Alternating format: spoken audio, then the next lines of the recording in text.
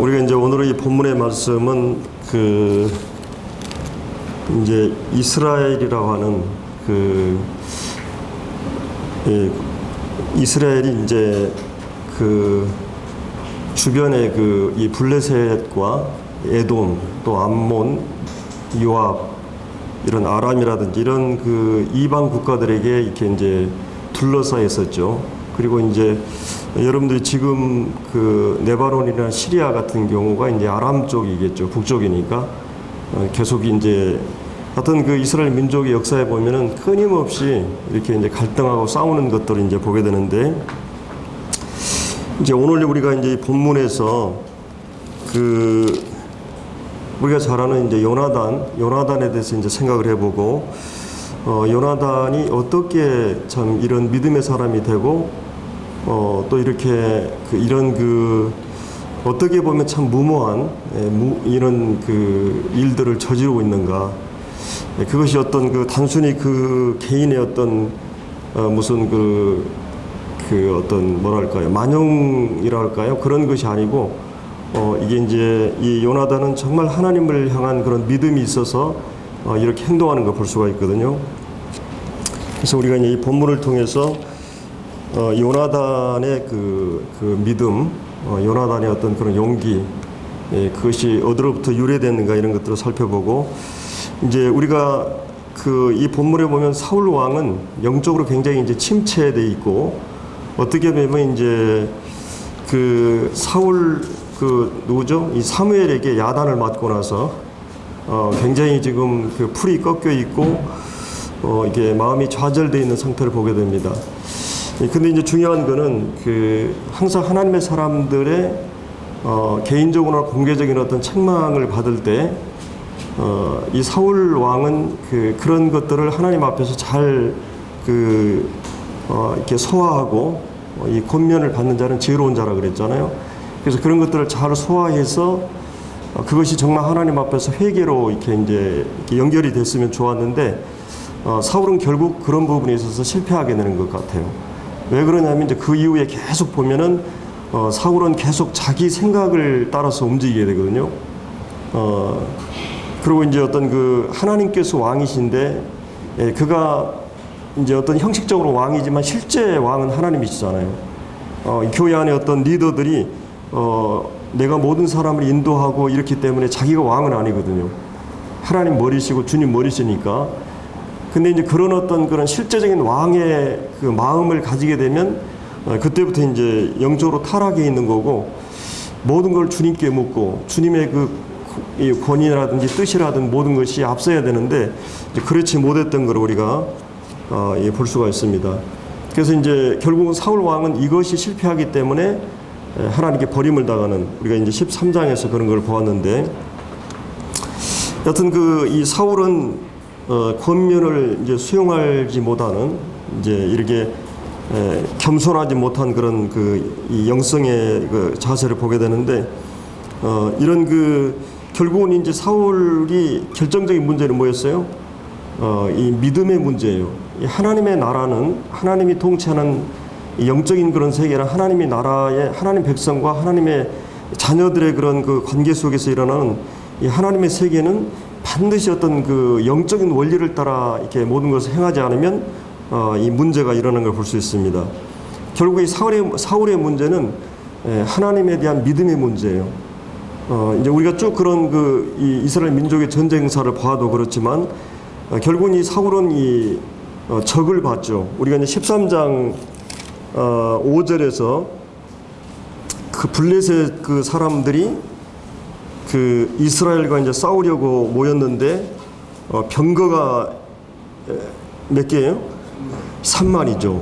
또 마병이 6,000명, 백성은 해변의 모래, 이 군사 보병들이죠. 그러니까 이거는 뭐 이스라엘 민족하고는 지금 이스라엘은 국가적인 그런 조직도 없고 군사적인 그런 조직도 없고 훈련된 그런 사람들도 아니고 3,000명을 이제 이렇게 모아놨지만 진짜 오합지졸로 전혀 이렇게 군대 훈련을 받지 않은 이런 사람들로 이제 구성이 되어 있는데, 그 사람들 가운데 벌써 이제 다 도망가 버리고 사울에게 남은 사람이 얼마 있었어요? 600명밖에 없었죠. 거기에 보면은 그래서 이제 이런 이 상황을 우리가 볼 수가 있는데, 그러니까 이제 적과의 싸움을 할 때 우리가 세상적으로 봤을 때는 이게 확률적으로나 이 전력적으로 전혀 이렇게 이제 어떤 그런 싸움이 될 수 없는, 비율적으로 봤을 때 그런 상황입니다. 그리고 이제 이런 백성들이 이제 다 도망가 버렸잖아요. 이 적진이 이제 왔을 때 우리가 13장에 봤지만은 거기 이제 13장 6절 7절에서 사람들이 하여튼 막 위급함을 보고 이스라엘 사람들이 그 절박한 상황에서 이제 굴이나 수풀이나 바위 틈, 은밀한 곳, 웅덩이로 다 숨어 버렸습니다. 그리고 다 도망가고, 또 어떤 경우는 요단강을 건너서 국경을 넘어서 이제 도망가기도 하고, 자, 이런 상황이었어요. 그러니까 이제 사실은 11장에서는 아람이 그들을 쳐들어왔을 때 사울 왕이 이제 막 소를 잡아가지고 이제 전국에 보내면서 나와 함께 하지 않으면 이 소와 같이 된다고 했을 때 전 국민 가운데서 한 33만 정도가 아주 긴급하게 이렇게 동원이 됐었죠. 그래서 이제 적군과의 승리를 하게 되는데, 이제 이런 사울의 모습은 이제 완전히 사라져버리고, 지금은 이제 이런 상황이나 환경을 의존하고 자신의 처지를 바라보면서 결국은 이제 어떤 그런 영적인 그런 침체 속에 빠져가지고 이 전의를 상실해버린, 이 군인으로서 사기를 상실해버린 그런 상태에 지금 놓여 있습니다.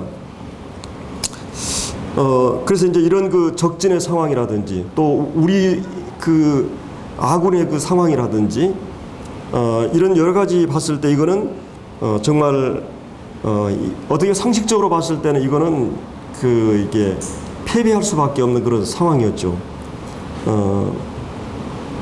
그러나 이제 우리가 알아야 될 거는 이 하나님의 이 나라의 싸움의 원리는 이런 외적인 조건이 아니라 결국은 이제 우리가 세상 사람들이 우리를 볼 때는 참 이 소수고 또 이 초라하고 미약하고 보잘것없게 볼 수 있습니다.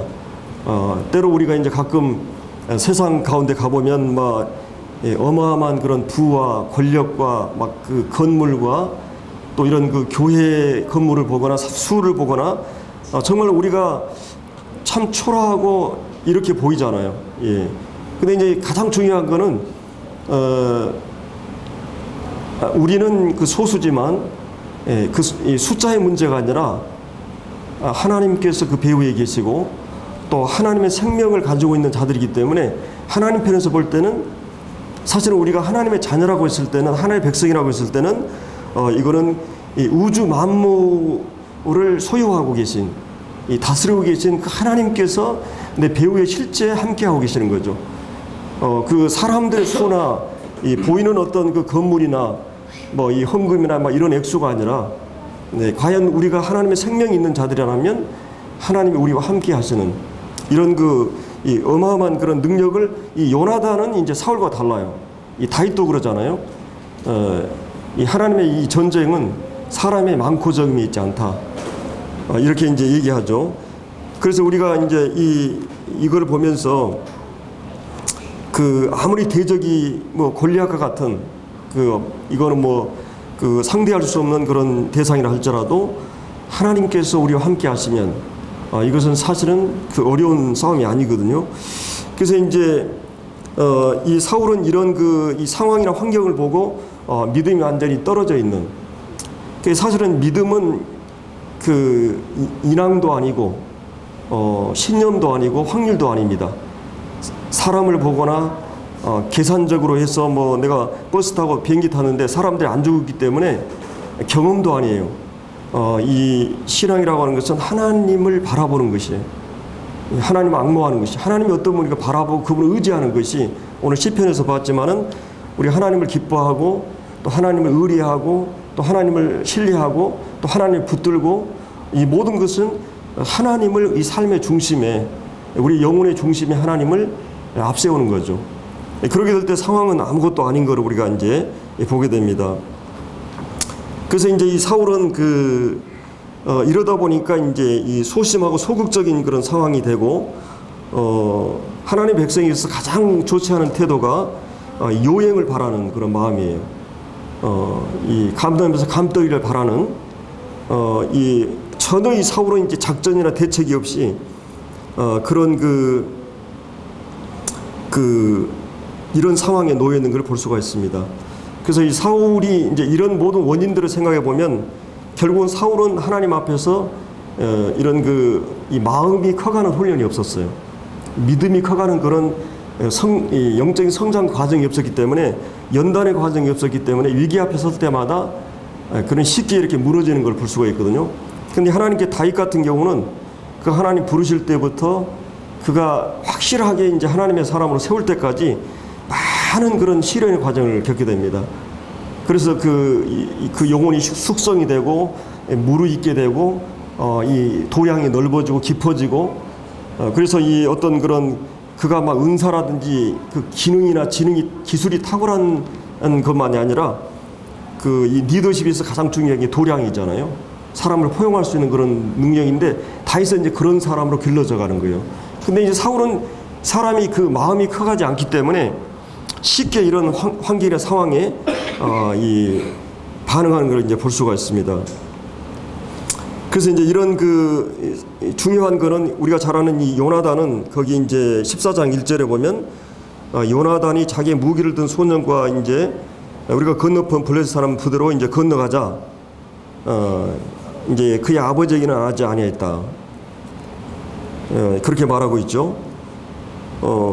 그래서 이제 물론 이게 어떻게 보면 이제 우리가 선한 일을 하는 데 있어서 그냥 막 나팔 불고 막 그냥 이렇게 말을 앞세우고 이게 아니고, 그런 이 선한 일을 위해서 은밀하게 조용히 이렇게 일을 하는 걸 볼 수가 있습니다. 물론 이제 은밀하게 조용히 나쁜 일을 하는 경우도 많지만, 또 은밀하게 조용히 하나님의 일을 하는 경우가 있어요. 아마 이 요나단은 그런 이것을 볼 수가 있어요. 그래서 이제 기적이라고 하는 것은 믿음으로 발을 내딜 때 기적이 일어나게 되죠. 상황은 암담하고 이래도 하나님을 믿는 믿음을 가지고 이 요단강을 발을 내딛었을 때 기적이 일어나고, 여리고를 말씀을 의지해서 돌았을 때 기적이 일어납니다. 그래서 이제 이 기적이라고 하는 것은 우리가 높은 산을 올라가려고 했을 때, 이 처음 꼭대기 정상을 봤을 때 도저히 올라갈 엄두를 내지 못하고, 그런데 이제 한 걸음 한 걸음 올라가다 보면 어느새 정상에 이르듯이, 바로 이것이 기적이라고 하는 거죠. 우리가 가끔 일을 할 때 일이 너무나 많으면 눈이 게으르다 그러잖아요. 천리길도 한 걸음부터라는 말이 있고, 또 우리가 첫 술에 배부를 수 없다는 말이 있죠. 그래서 이 믿음으로 우리가 작은 발을 내디딜 때, 이 요나단은 바로 그렇게 하는 거죠. 그런 믿음으로 하나님을 의지하고 무모한 것 같지만은 그가 하나님을 의지하고 나갔을 때 하나님 책임을 지시는 거예요. 이게 이제 보면은, 그래서 이제 이제 우리가 할 수 없는 것은 어쩔 수 없지만은 우리가 할 수 있는 범위 안에서 날마다 이 최선을 해서 이것이 모여질 때 기적이 일어나고 역사가 되는 것을 볼 수가 있습니다. 그래서 이제 이런 상황에서 가장 중요한 것은 뭐겠어요? 지금 하나님의 인도자가, 또 하나님의 사람들이 이런 절대절명의 위기 상황에 있을 때, 하나님의 사람에게서 가장 중요한 건 뭐가 있어요? 지금 이 상황에서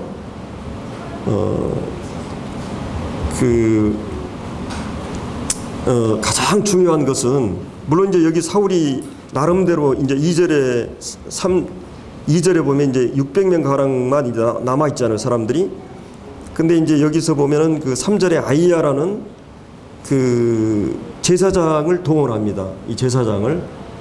이 제사장들은 이 에봇에 보면 우림과 둠부임이라고, 하나님께서 어떤 중요한 일을 결정할 때 제사장들이 이제 하나님께 묻게 되면 하나님께 예스 노로 대답하는 게 있어요. 참 좋은 나라죠. 하나님께서 뭐 이 성전 하나님이 성막을 지어놨을 때 하나님이 영광 가운데 구름 가운데 임하셨거든요. 훨씬 우리보다 더 하나님이 가까이서 볼 수 있었던 거죠.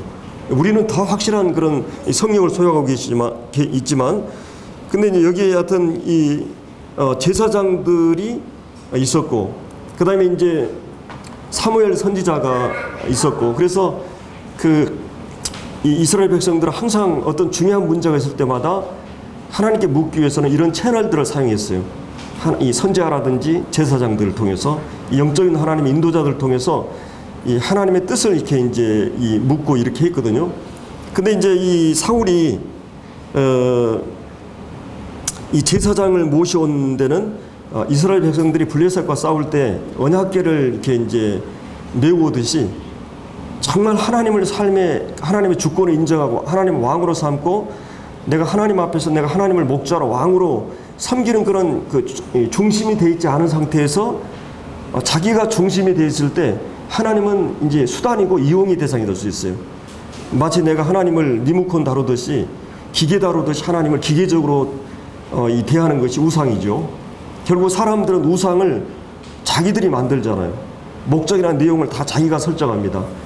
그리고 그것을 이루기 위해서 하나님을 이용하는 것 뿐이지 자기가 하나님 앞에서 굴복하고 자기가 하나님 앞에서 하나님 뜻을 순종하고자 하는 태도가 아니기 때문에 여기 사울이 제사장을 끌고 온 것은 좋은 선택이었지만은 오히려 이 사울은 쭉 보면은 그가 하나님의 왕됨을 인정하지 않는, 그래서 이렇게 기다리지 못하고 실수하는 걸 볼 수 있습니다.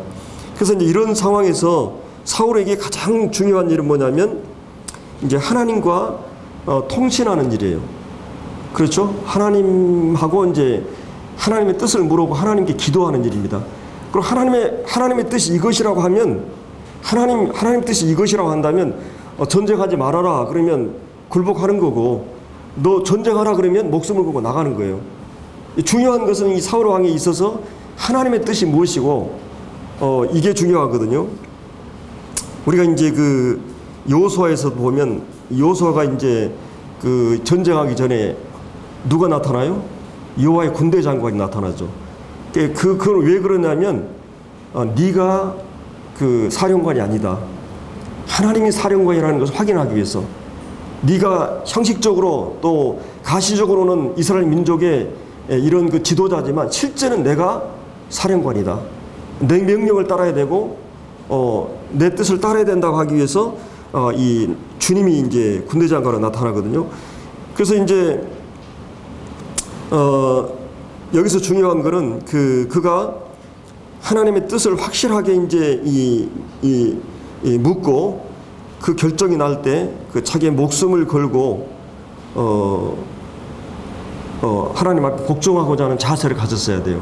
사울에게 이제 중요한 거는, 그래서 이제 은혜 회복의 가장 큰 걸림돌이 바로 이 자기 자존심과 고집이거든요.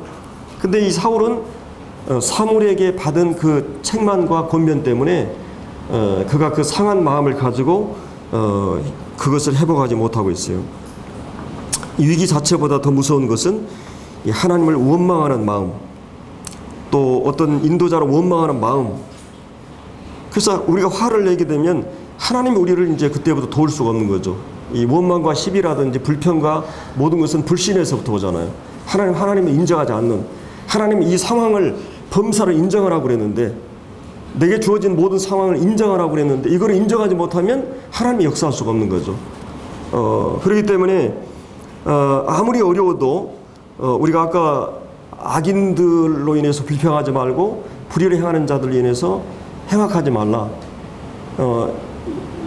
하나님 앞에서 이런 불의를 보고 이럴 때 이 원망하거나 불평하지 말라고 하죠. 그래서 여기 중요한 것은 이 하나님의 뜻을 확인하고 내가 목숨을 걸고 싸움터에 나 자신을 던져야 되겠다. 이게 이제 11장에서는 아람하고 전쟁 때는 그렇게 했거든요. 내가 성령 충만하니까 막 목숨을 걸고 이제 이렇게 했을 때 하나님이 그냥 역사하잖아요. 이렇게 보면. 그리고 또 한 가지는 이 모든 상황 속에서 그가 하나님을 인정하고 감사해야 되는 거죠. 하나님의 뜻을 수용하고 이 하나님께서 여호와를 기뻐한다는 말은 뭐 말이에요? 하나님을 기뻐한다. 하나님을 인정한다는 말이에요. 하나님을 범사 인정하고 그리고 하나님이 하시는 모든 것에 대해서 수용하고 하나님 뜻을 수용하고 하나님을 사랑하고 경외하고 하나님을 믿는다는 말이에요. 하나님을 신뢰한다는 말이죠. 하나님 기뻐하는 거. 그러니까 하나님을 기뻐하는 것이 너의 힘이다. 그게 바로 이제 믿음이죠. 믿음으로 사는 것인데, 그러면 하나님께 어떻게 한다 그랬어요? 내 길을 지도하시고 내 일을 성취해 주시고 또 이 온유한 자는 땅을 차지하게 되고 모든 것들을 하나님 복을 허락하시는 거죠. 근데 이제 그 부분에서 실패하게 되면은 이제 이 사울과 같은 경우가 되는데, 그럴 때 자기 하나님의 뜻 앞에 자기를 목숨을 걸고 그리고 하나님께서 이 모든 상황을 불평하지 않고 감사함으로 받아들이고, 사실은 그게 쉽지 않죠. 여러분들이 지금 이 상황에서 우리가 이렇게 얘기하지만 당장 내가 막 경제적으로 막 어려움이 된다든지 그럼 막 속에서 막 분노가 일어나고 막 불평이 일어나고 이 속에서 온갖 것들이 막 꾸정물이 앉아 있는데 건드려 놓으면 막 온갖 것이 일어나는데 막 내 속에서 막 이런 것이 막 일어나게 돼요. 이런 영향을 보는데, 그러나 이제 이 하나님의 사람들은 훈련과 연단의 과정을 통해서 모든 상황 속에 하나님이 인정하게 될 때 하나님의 길을 여십니다. 이 홍해와 요단, 여리고를 하나님께서 여신 것처럼, 그래서 이제 영적으로 침체하면 가장 힘든 게 바로 기도가 안 되고, 그러죠. 기도가 안 되잖아요. 기도가 막히게 되고 막 마음이 어려워집니다. 그래서 여러분들이 저는 가끔 뭐 성도들도 다 그러겠지만 극약처방으로 어려우면 금식을 하는 거예요. 제 자매도 하여튼 어떤 일이 안 풀리거나 어려우면 말씀이 안 들어오고 막 이러면 이번에도 우리가 캠프 계획을 했는데 이게 성도들이 한 3분의 2밖에 못 갈 것 같아요. 제 마음 굉장히 너무 쉽게 생각했던 것 같아요. 교회 분위기도 좋고 이제 성도도 마음이 이렇게 잘 하나 돼 있고 그래서 어떤 일이 있어도 좀 많이 가겠다 생각을 했는데 의외로 이제 막 이렇게 들어보니까 많이 못 갈 것 같아요. 다 주임 제 마음이 이렇게 어려워가지고 이제 이번 주부터 이제 일주일 동안 내 주님 아침 금식을 하겠습니다 그러고 금식하고 여기 예배당 와서 이제 기도하고 그러는데, 하여튼 그러면 우리의 마음이 다시 회복이 돼요. 그래서 일단 어떤 일이 안 되면 뭐 미디어를 금식하든지, 사실 요즘 미디어가 참 재밌잖아요. 아니면 음식을 금식하든지, 하여튼 어떤 주님 앞에서 주님과 함께 독대하고 이 문제를 이렇게 할 필요가 있지 않는가.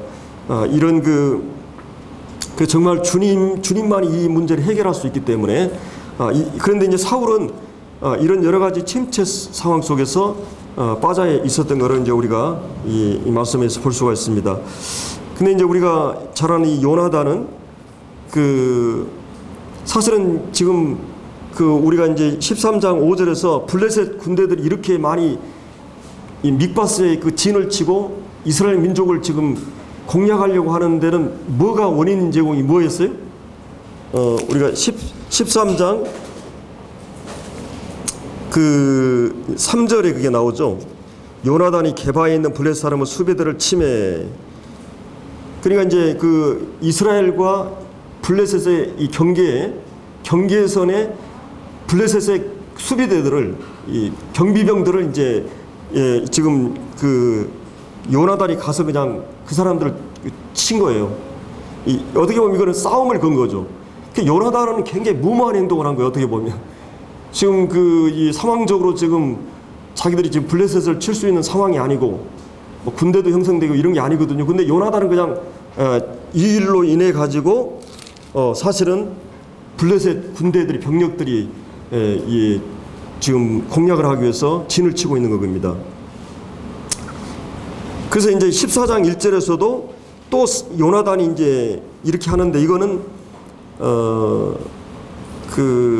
이 결자해지라는 말 들어보셨죠? 결자해지. 맺은 사람이 그것을 이제 풀이한다는 그런 뜻인데, 그러니까 이 일을 저지른 사람이 그것을 해결해야 한다는 말이에요. 책임을 지고 해결하는. 사실은 요나단이 지금 벌집 쑤셔놓은 거죠. 그렇잖아요. 지금 괜히 그냥 조용히 있으면 될 거를 그냥 이 요나단이 그냥 가서 그냥 찔러 놓은 거예요. 그러니까 막 이제 이게 온 겁니다. 그래서 이 어려운 문제를 지금 요나단이 지금 문제 제기를 했기 때문에 그걸 해결하는 것도 요나단이 해야 되는 거예요. 그래서 이제 요나단이 지금 문제 수습을 위해서 지금 또 어마어마한 일을 하는 것이죠. 어떻게 보면 그 전에는 이 수비대들이 몇 명 안 되니까 이게 싸울 수 있는데 이제는 몇 명 데려가요? 예, 거기 보면은 이제 그 14장 1절에 보면 그 병기든 무기든 그 소년 있죠. 그 두 사람이 이제 가는 거예요.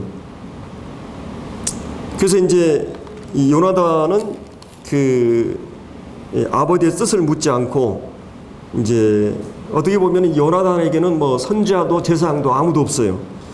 그러나 이 요나단에게는 이제 그 하나님을 향한 믿음이 있었는데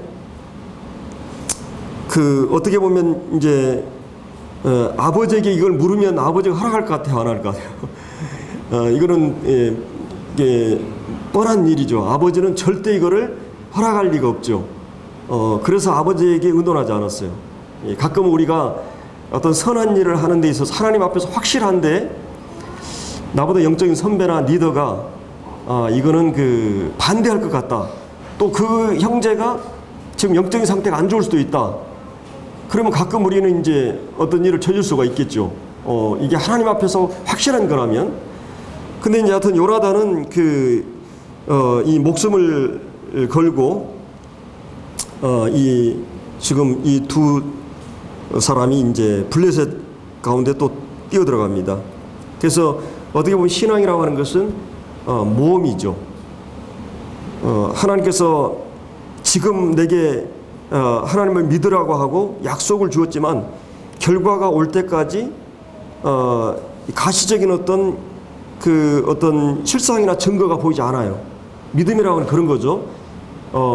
어떤 믿음을 갖고 있을 때 이 바라는 것들의 그 실상이고 보이지 않은 것들의 증거잖아요. 믿음이라고 하는 것은 그것은 결과가 아직 확실하게 내게 오는 거 아니었어요. 근데 그 믿음을 갖고 있는 사람에게는 하나님을 향한 믿음 때문에 이미 마음 가운데 실상과 증거로 마음에 있는 거예요. 그거는. 그러나 실제 현실이나 상황은 결과가 나타난 게 아니죠. 전쟁을 이긴 것도 아니고. 근데 요나단은 그 하나님을 믿기 때문에 그런 그 마음의 믿음은 있는 거죠. 근데 이제 중요한 거는 여기 이제 6절에 보면 요나단이 자기의 무기를 든 소년에게 이르되 우리가 이 할례받지 않은 자들에게 건너가자. 여호와께서 우리를 위하여 일하실까 하노라. 여호와의 구원은 사람의 많고 적임 달리지 아니하느니라. 자, 여기서 이제 우리가 생각할 수 있는 것은 요나단은 그 하나님 앞에서 자기의 정체성이 분명한 사람이죠. 우리는 할례받은 사람이다. 하나님 앞에서 우리가 하나님의 백성이기 때문에 하나님의 백성이라는 흔적으로서 하나님이 할례를 이제 받게 하셨잖아요. 우리가 믿음으로 구원받았기 때문에 침례를 통해서 우리가 이제 형식적으로 고백한 것처럼 그런 그 하나님의 백성이라는 분명한 정체성은 이제 갖고 있었는데 여기 중요한 것은 그의 믿음은 이 두 가지로 구별하면 한 가지는 하나님의 능력은 확신했어요. 하나님 분명히 하나님의 어떤 분인 것에 대한 그 하나님에 대한 하나님의 능력에 대한 확신이 있었는데 뭐가 이렇게 좀 불분명히 있었던 것 같아요. 하나님의 뜻에 대한 그러니까 여기 이제 보면은 여호와께서 우리를 위하여 일하실까 하노라. 이 부분은 이제 이 하나님의 뜻에 대한 확신이 안 섰어요. 내가 지금 적군을 치는 것이 하나님의 뜻일까 아닐까. 그러니까 하나님의 뜻이라고 확실하면은 자기는 그냥 막 목숨 걸고 가겠는데 사실은 이 부분이 확실하지 않았던 것 같아요. 우리도 이제 그런 게 많잖아요. 주님을 위해서 하는데 어떤 결정을 할 때 물론 하나님의 주권적인 뜻이 있어요. 큰 원으로 얘기하면. 근데 좀 더 적은 이 원은 이 도덕적인 뜻이 있어요. 하나님이 말씀에 분명히 거짓말하지 말라, 도둑질하지 말라, 뭐 이런 하나님께서 분명히 도덕적인 뜻을 주셨어요. 그거는 뭐 우리가 이렇게 물어볼 필요가 없어요. 뭐 하나님 내가 막 술 좋아하는 예를 들어서 뭐 형제들이 내가 오늘은 절대 술 먹지 않게 해주십시오. 어떤 형제가 제사 드리는데 너무 이 소심하고 약해가지고 오늘 그 형제들이 우리 집에 안 오게 해달라고. 이게 굉장히 소극적인 기도죠. 근데 여러분들이 그런 기도를 하면 내가 하나님 선한 일을 하는데 이렇게 인도해 주세요. 시험에 들지 않도록 이런 걸 아예 안 나타나게 해주세요. 그러면 그럽니까? 그 하나님 절대 그렇게 역사하지 않아요. 유혹의 상황이 똑같이 오고 선한 일을 하면 방해나 장애들이 꼭 와요. 교회 올라 그러면 꼭 반대가 와요. 하나님은 그거를 제거해 주는 분이 아니에요. 하나님 인격자이기 때문에 우리가 스스로 그걸 결정하기를 바라셔요. 그 상황은 오지 않습니다. 근데 이제 지금 여기서 이제 이 요나단은 그 지금 하나님의 뜻에 대한 확신이 이제 무엇보다 중요했죠. 그 요나단에게 있어서 여러분들이 그 다니엘의 세 친구가 그 풀무불에 이제 금신상을 만들어 놓고 모든 사람에게 이제 절하라 그러잖아요. 절하지 않은 사람은 풀무불에 다 넣는다고. 근데 이 풀무불이 얼마나 더웠는지 그 풀무불을 관리하는 사람들이 막 타져 죽어요. 근데 다니엘의 세 친구가 뭘 얘기합니까?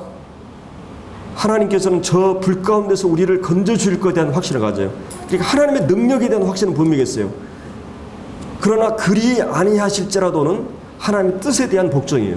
다른 말로 하면 하나님의 능력을 분명히 확신하고 있지만 만약 하나님께서 우리가 이 불 가운데 가서 건져지지 않는 것이 그분의 뜻이라면 우리는 죽을 각오도 돼 있다는 것이요.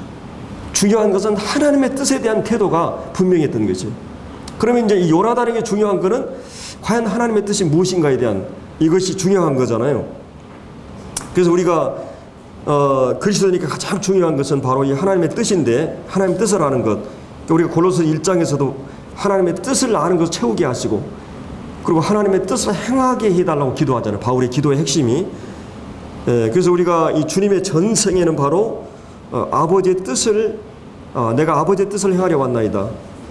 그리고 구약의 모든 말씀을 실행하기 위해서 아버지 하나님의 품속에 있는 깊은 하나님의 뜻이 무엇인가를 가장 잘 아는 주님께서는 그 뜻을 온전하게 성취하기 위해서 인간의 비천한 몸을 입으시고 성육신하시고 온 몸으로 생애로 그리고 죽기까지 하나님 뜻 앞에 복종하심으로 내가 하나님께서 내게 하라고 하신 모든 일을 이루어 그리고 내가 다 이루심으로 말미암아 하나님을 영원롭게 하신 걸 볼 수 있습니다.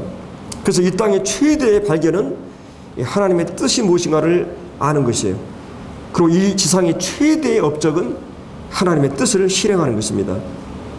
그래서 하나님의 자녀가 된 후에 우리의 최대의 관심은 이 하나님의 뜻을 알고 그 뜻 앞에 나를 복종시키는 거예요. 이 주기도문에서도 두 가지 핵심이 하나님의 나라가 임하옵시고 하나님의 뜻이 하늘에서 이룬 땅에 이루어지다.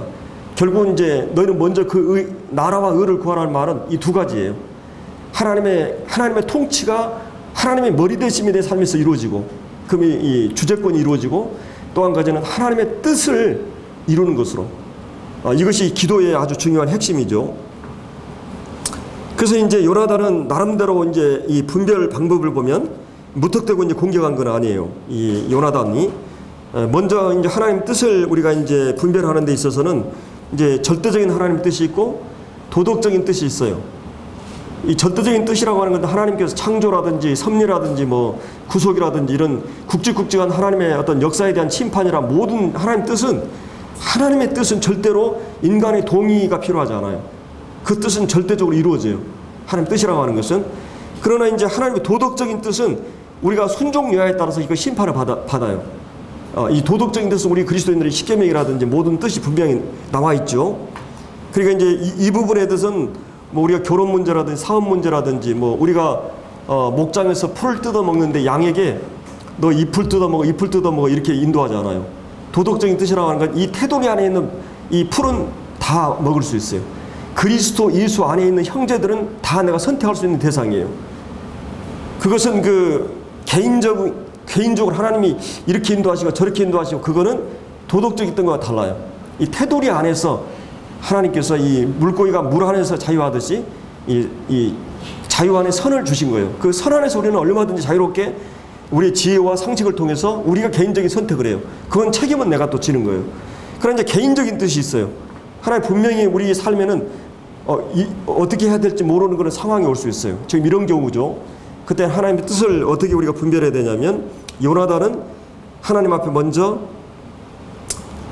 그 마음의 이 영혼의 깊은 곳으로부터 양심으로부터 일어나는 소원에 우리가 이제 그리스도인들은 민감해야 됩니다.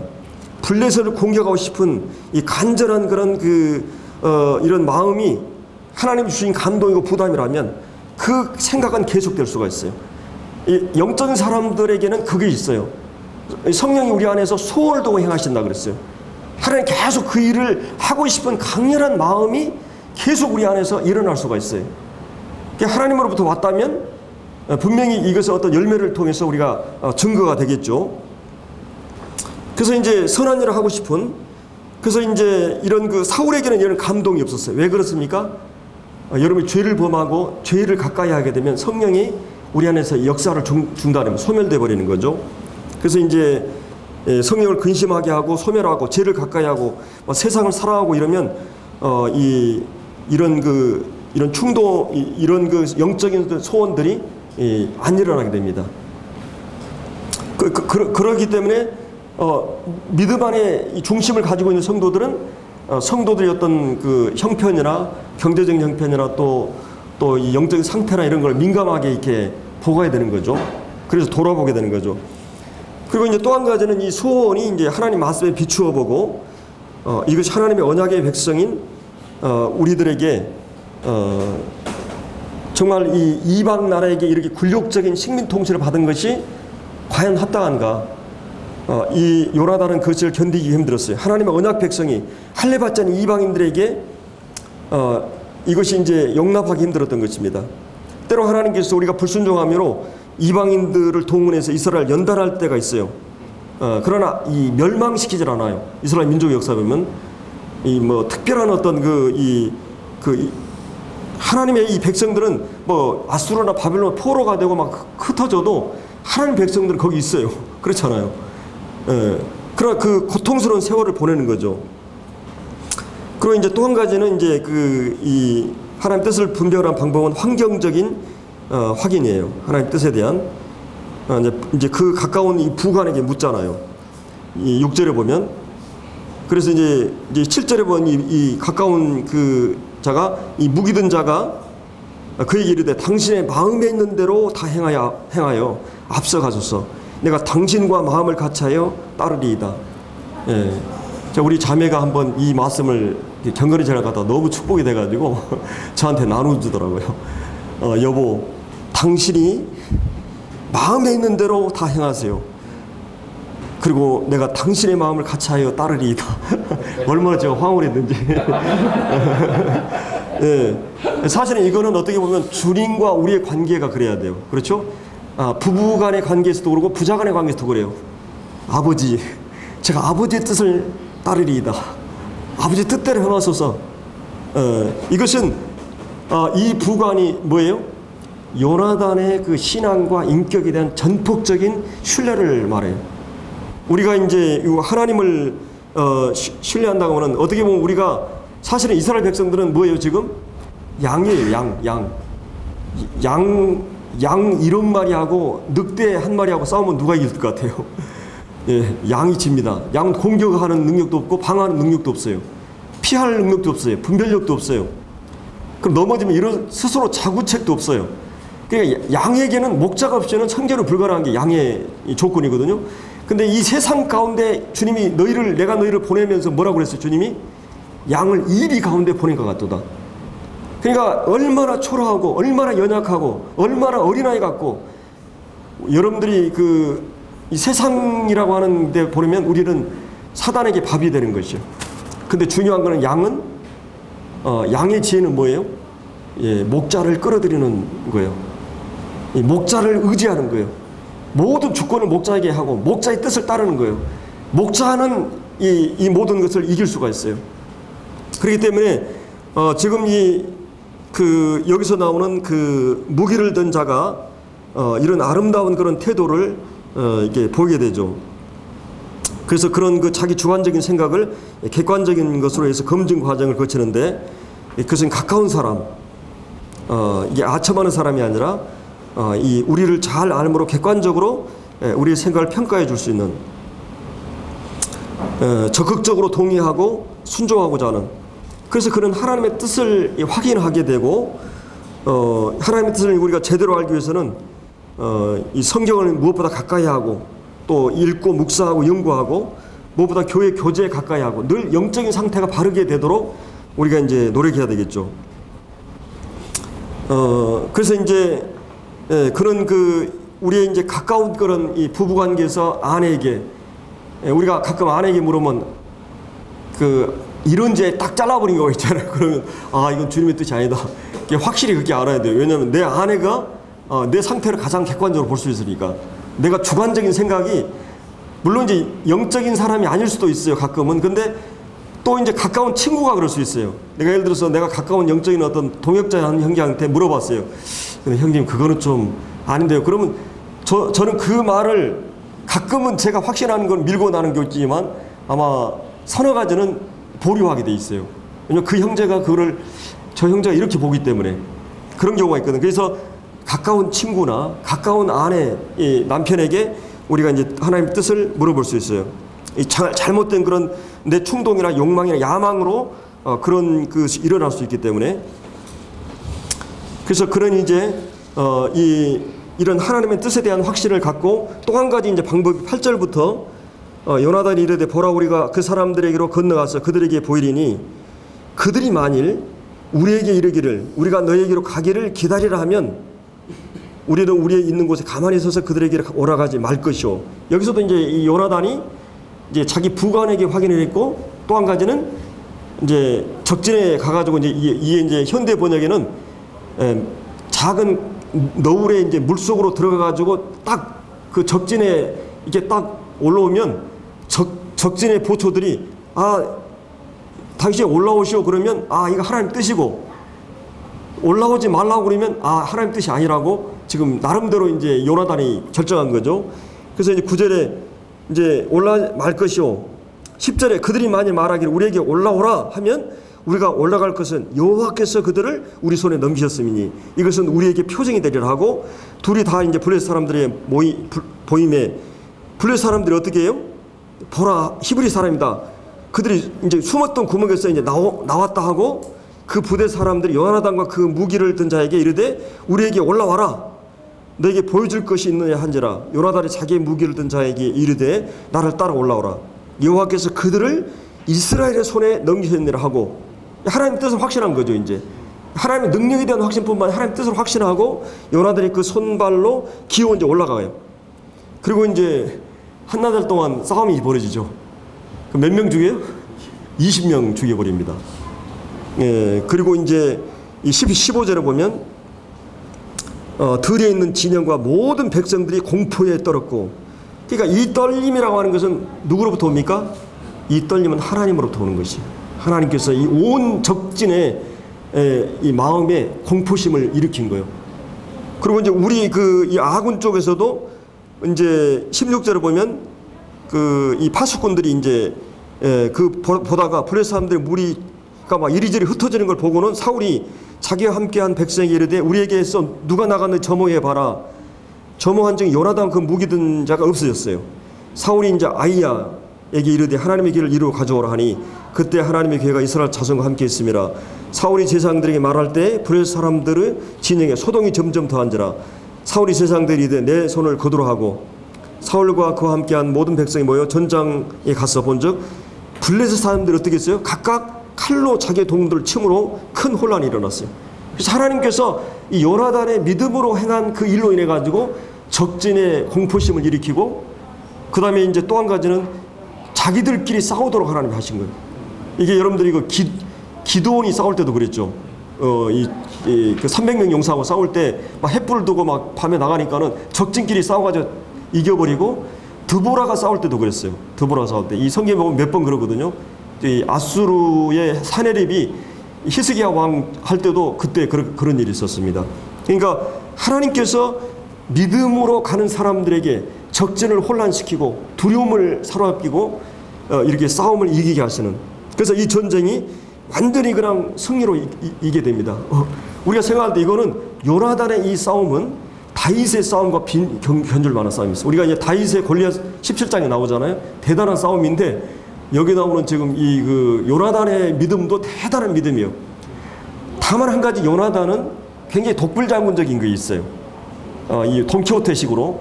그러니까 혼자 그냥 믿음이 서면은 이렇게 뭐 이렇게 이 사람들 포용하고 이런 게 아니라 막 나가버리는 거예요. 다윗은 사람들을 포용하는 능력이 있어요. 그러니까 왕감이죠.